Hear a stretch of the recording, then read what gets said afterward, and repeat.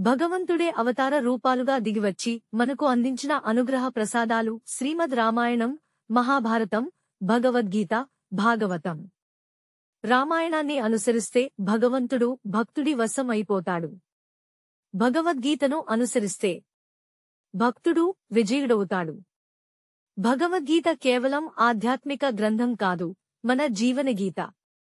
జీవితాల్లో ఎదురయ్యే అనేక సవాళ్లకు, కష్టాలకు, నష్టాలకు అది పరిష్కారం చూపుతుంది. పాత్ర వచ్చేటప్పుడు ఖాళీగా వస్తుంది.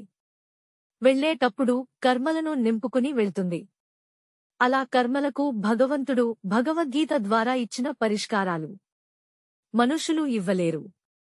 2 పక్షులు చెట్టుకొమ్మ మీద విశ్రాంతి తీసుకుంటుండగా కింద ఒక వేటగాడు విల్లు ఎక్కుపెట్టాడు.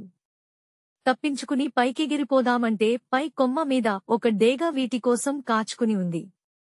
చావు తప్పదనుకున్న పక్షుల జంట దేవుడి మీదే భారం వేసి కళ్ళు మూసుకుని దైవస్మరణ చేస్తోంది. సరిగ్గా వేటగాడు బాణంతో గురిచూసే సమయానికి అతని కాలిని పాము కాటేసింది. బాణం గురి తప్పి డేగకి తగిలింది. శరాఘాతంతో డేగ, పాము కాటుతో వేటగాడి ప్రాణాలు పోయాయి. పక్షుల్ని కాపాడాల్సిన బాధ్యత భగవంతునిదైంది. శరణాగతి సర్పాన్ని పంపేలా చేసింది. యుద్ధంలో సాయం చేయమని అర్థించడానికి అర్జునుడు, దుర్యోధనుడు శ్రీకృష్ణుడి దగ్గరికి వచ్చారు. 10,000 మంది యోధానుయోధులు ఒకవైపు, నేనొక్కడినే ఒకవైపు ఉంటాను. కోరుకోండి అన్నాడు శ్రీకృష్ణుడు. నువ్వు ఒక్కడివి ఉంటే ఎంత? లేకపోతే ఎంత? 10,000 మంది యోధానుయోధులుంటే నా చెంత అన్నాడు మదగర్వి దుర్యోధనుడు.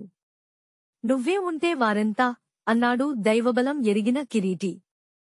భగవంతుణ్ణి శరణాగతి కోరితే అంతా ఆయనే చూసుకుంటాడని నిరూపించింది భగవద్గీత.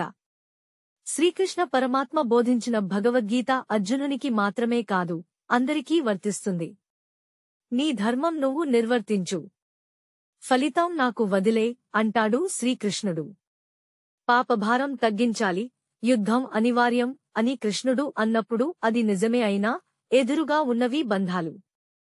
యుద్ధం చేయలేనంటాడు అర్జునుడు. నువ్వెవరు చేయడానికి? చేసేది, చేయించేది నేనే అంటాడు శ్రీకృష్ణుడు.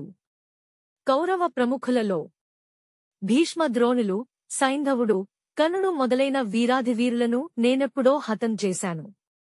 మరణించిన వారిని నువ్వు జయించడమే మిగిలిందంటాడా పాండవహితుడు. మన చేతి మీదుగా జరిగేవన్నీ మనం చేసినవి కావని గమనించమంటాడు.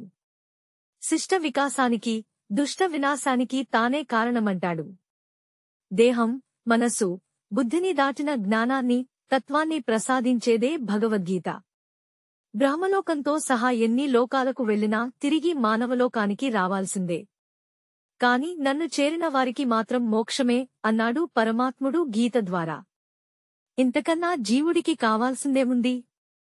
ఈ వీడియోను చూసినందుకు ధన్యవాదములు. ఈ వీడియో మీకు నచ్చినట్లయితే దయచేసి లైక్, షేర్ మరియు సబ్స్క్రైబ్ చేయండి.